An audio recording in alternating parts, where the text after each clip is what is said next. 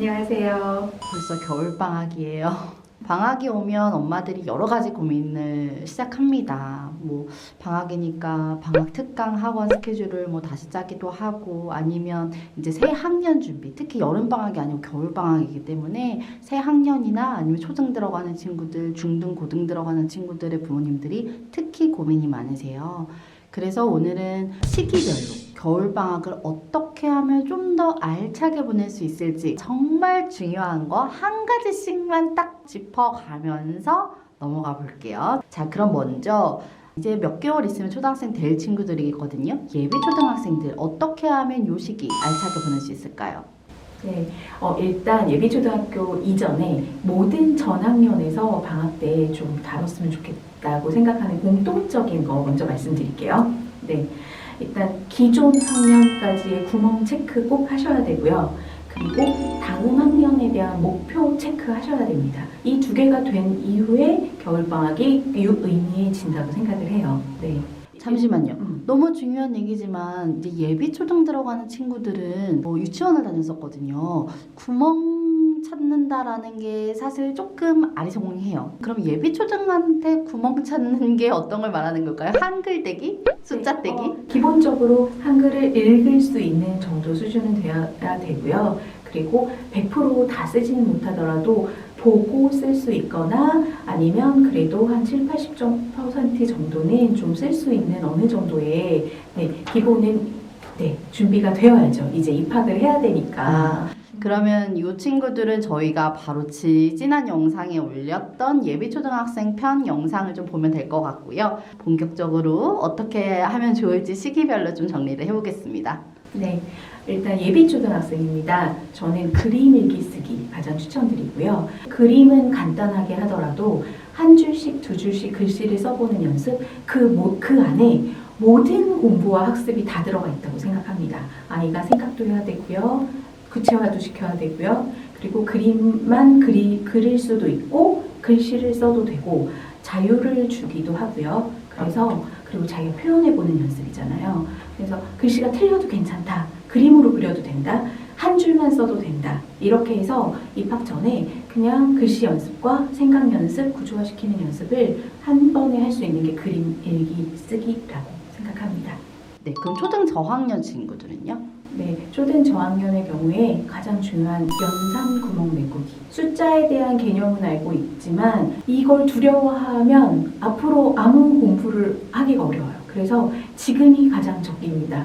그래서 더하기 빼기 곱하기 나누기 너무 당연한 거 아니야 라고 하지만 그게 무섭고 두려운 친구들 분명히 있거든요. 그래서 그 부분을 편하게 하기 위해서는 계속 훈련이 필요해요. 그래서 이 시기에는 그 훈련을 명확하게 해서 부족한 구멍을 메우시고요. 그리고 우리 아이는 잘하는데요. 시간을 단축시키는 연습도 저는 필요하다고 봅니다. 그래서 이것들 하기 위해서 타이머로 공부하는 연습도 이제 시작할 수 있는 단계라고 보고요. 그걸 학교 다니면서 막 하려면 또 학원도 가야 되고 여러 가지 또 이슈가 있으니 방학 때 한번 우리가 습관화 시켜보는 연습을 해주셨으면 좋겠어요. 네. 초등 고학년이 됐어요. 슬슬 공부의 압박이 옵니다. 이 친구들은 어떻게 겨울방학 보내면 좋을까요? 초등 고학년은 공부의 압박보다는 사실 공부 습관을 들이는 게 가장 중요한데 제일 중요한 건 고급 책을 읽는 거예요. 저학년 때 어렸을 때는 엄마들도 책을 많이 읽어주시고 그래도 아이들이 좀 노출이 되고 엄마가 읽자 하면 또 읽고 아이들이 오히려 읽자고 하는데 엄마들이 귀찮아서 또 피하는 경우도 있죠. 근데 이제 고학년이 되면 엄마가 학습적으로 이런 걸 읽었으면 좋겠고 얘가 이걸 앉아서 했으면 좋겠는데 뭐 만화만 본다거나 아니면 아이의 책과 상관없이 게임이나 이런 쪽으로 가는 경우가 있어요. 그런데 사실 중학교 정도가 어떤 두뇌 활동이라든지 상식이라든지 책을 읽기 굉장히 좋은 시기인데 현실적으로 솔직히 중학생 때 아이들이 책을 많이 읽기 어렵습니다. 그래서 초등 고학년에는 저학년까지 그래도 세상을 살아오면서 경험했던 것, 배웠던 것들을 조금 더 고급화시켜서 생각하고 구조화시켜서 뭔가 그 글을 쓸 수 있는 시기라고 보거든요. 그래서 한 권이 되어도 좋고요. 조금 여러 권을 얇게 뭐 좀 읽어도 괜찮다고 보는데 저는 한 권을 좀 집중해서 하는 것도 나쁘지 않을 것 같아요. 그래서 이 아이가 엄마 나 이 책은 좀 어려운 것 같아 라고 생각하는 것을 한 번이라도 경험해보고 그것을 이 어려운 것을 내가 하나 다 읽었다. 그리고 이걸 읽고 독후감이라고 하면 좀 아이들이 되게 부담스럽잖아요. 이거 읽고 그냥 편하게라도 본인 생각을 좀 써보는 그런 연습을 저는 초등 고학년 때 방학 이 시기에는 꼭 한번 해보셨으면 좋겠어요. 그러면 책 같은 거 좀 선정할 때 이렇게 좋은 책을 선정하는 팁 같은 것도 있을까요? 아니면 권장 도서?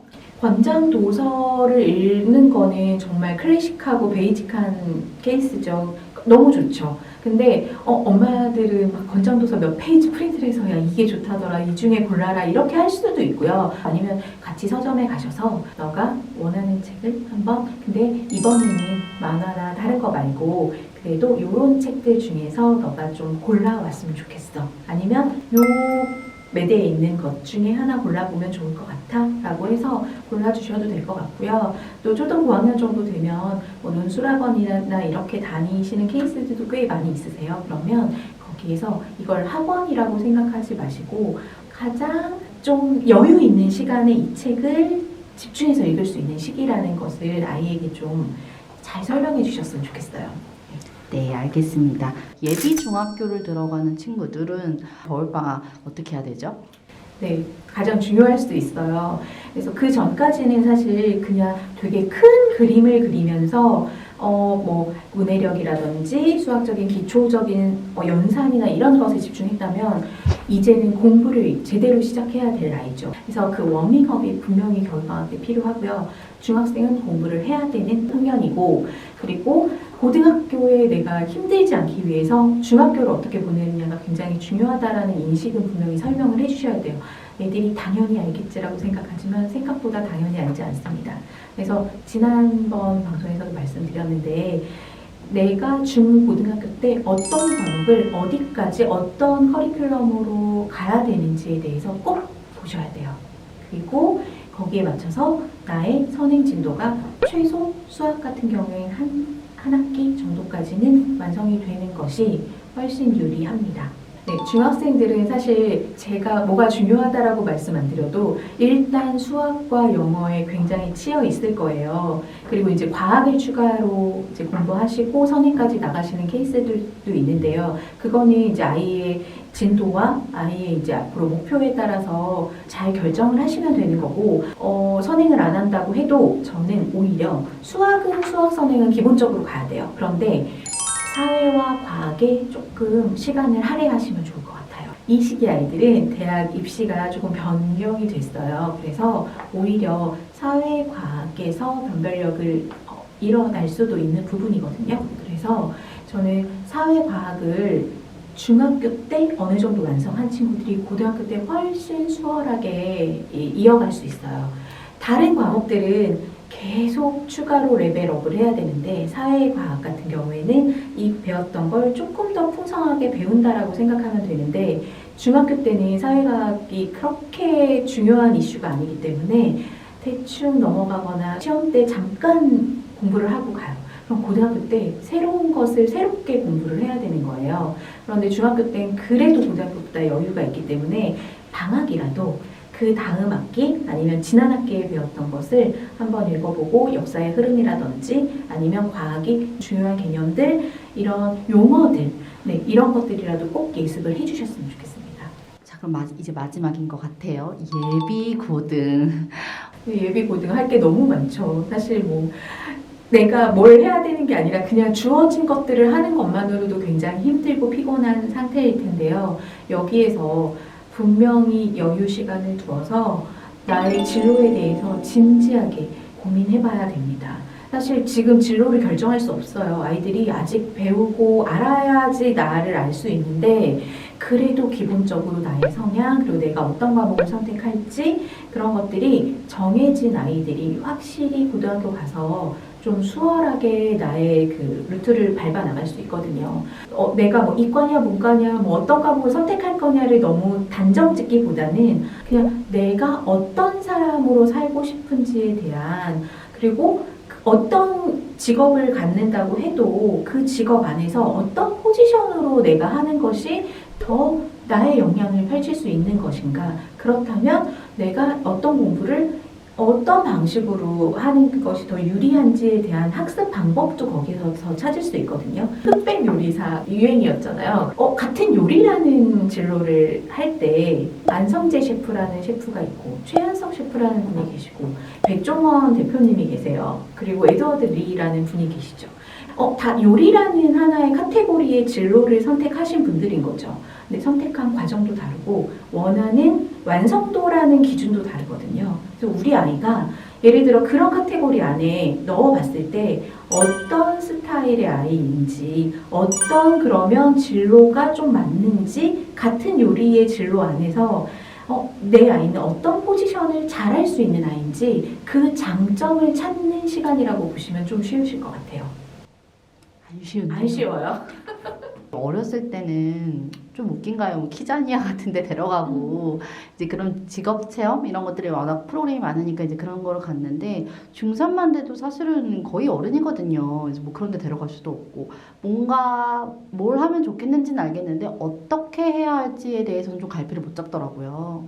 그러니까 어떤 직업을 선택하려고 하니까 좀 어려운 것 같고요. 우리 지금 아이들은 우리가 생각지도 못한 직업들을 아마 가질 수 있는 아이들이잖아요. 진로와 직업은 다른 부분이거든요. 그러니까 요리의 카테고리를 말씀드렸죠. 그래서 내 아이가 내가 어떤 카테고리가 그래도 좋은 편인지, 내가 정말 싫어하는 분야, 그리고 그래도 내가 좀 편한 분야, 과목으로 찾을 수도 있고요. 그렇게 분야를 찾는 방법도 하나 있고요. 그리고 그 분야 안에서도 내가 좀 더 분석적인 사람인 것 같아.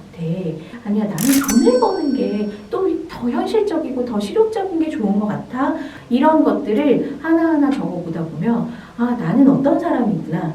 내 아이는 어떤 사람이구나. 그래서 예를 들어 안성재 셰프님 같은 경우에는 굉장히 완벽주의 성향과 그리고 기본을 중시하는 성향이죠. 같은 레스토랑 운영하더라도 미슐랭이라든지 조금 더 깊이 있고 좀 더 완성도 있는 것을 목표로 가는 레스토랑을 운영하시는 거고, 최현석 셰프님은 그렇다고 뭐 완성도는 중요하지 않아가 아니라 더 재미있고 더 새로운 것을 찾는 창조적인 일을 하시는 게 더 맞는 분이신 거죠. 그래서 나는 좀 봉사하는 것이나 누구를 도와주는 게 너무 즐거운 아이야. 그런데 뭘 잘하는지는 아직 모르겠어. 그러면 내가 앞으로 무언가를 잘했을 때 그래도 남을 도와줄 수 있는 이런 일들을 할 수 있으면 참 좋겠다. 그리고 그런 마음을 아이들에게 활용하셔도 좋아요. 너는 이렇게 사람을 도와주는 것이 행복한 아이구나. 너 너무 훌륭한 걸 가지고 있어. 너는 앞으로 어떤 것을 잘하게 될 거야. 그때 그 잘한 것에 너의 이런 마음을 더하면 그게 너의 직업이 됐을 때 가장 행복하고 잘할 수 있을 거야. 라는 그런 얘기들을 그래도 이 시기에 조금이라도 여유를 가지고 고민해보면 좋을 것 같아요. 네. 그러면 부모님께서 직접 이렇게 찾아가는 과정에서 찾을 수 있으면 좋겠지만 만약에 그게 좀 어려울 경우에 전문가의 도움을 받아서 어떤 검사라던가 이런 것들도 요즘은 되게 많잖아요. 어떤 검사 같은 거 좀 받아보면 이렇게 내 아이의 어떤 진로라던가 이런 걸 찾을 때 도움이 될까요? 워낙 검사가 많습니다. 기질 검사를 받으셔도 좋고 직업 진로 검사를 받으셔도 좋아요. 그런데 학교에서 분명히 그런 검사 같은 거 했다고 집에 가지고 오는 거 있어요. 생각보다 어머니들이 그냥 이런 거 했구나. 그래 해봤자 뭐해, 공부를 잘해야지. 이런 마인드이신 분들이 꽤 많더라고요. 그거 그렇지 마시고요. 아무리 대충 해도 결과지의 그 보고서를 나오기까지의 과정에 대충 해도 결국에 나오게 돼 있어요. 그게 아니라 좀 새로운 걸 하고 싶으시다고 했을 때는 뭐 진로나 저는 기질검사 이런 것들도 추천드립니다. 네, 감사합니다. 마지막으로 여쭤보고 싶은 게 겨울방학 되면 아이들과 부모님의 사이가 안 좋아집니다. 이때 서로 마음 상하지 않게 그 시간을 잘 보내는 것 또한 너무 중요한 것 같아요. 한 가지만 정리해 주실 수 있으실까요? 그냥 하나만 정말 말씀드리자고 하면 아이와 거리를 두기. 초등 고학년만 돼도 아이들이 이제 이미 엄마랑 같이 있으면 이것들을 나는 잔소리를 들을 거고 이게 디폴트 값이 되어 있는 케이스가 많기 때문에 일단 저는 물리적으로 너무 붙어 있는 것은 힘들다고 생각해요. 근데 초등 저학년의 경우에 엄마랑 더 시간을 보내고 싶고 무언가 하고 싶은 분명히 아이들이 있단 말이에요. 그럴 때는 어머니가 좀 바쁘셨고 뭐 직장 생활을 하신다거나 그러셨을 때 아이가 방학에는 그래도 조금 최대한 여유를 주셔서 아이와의 시간을 갖고 충분히 대화하시는 그 시간을 가지시는 게 훨씬 좋지 않을까. 그냥 대화를 하는 게 아니라 진짜 대화를 하셨으면 좋겠어요. 아이가 생각보다 자기 감정을 제대로 표현을 못하는 친구도 있고요. 이 정도면 아이가 다 알겠지라고 착각하시는 경우도 있거든요. 당연할 거야 라고 생각했던 것들을 한번 물어보시고 확인을 받아보시는 그런 시간을 꼭 가지셨으면 좋겠습니다. 네, 오늘 겨울방학 알차게 보낼 수 있는 다양한 팁 조언 감사합니다. 네, 오늘 영상 도움되셨다면 좋아요와 구독 부탁드립니다. 다음에 만나요. 안녕.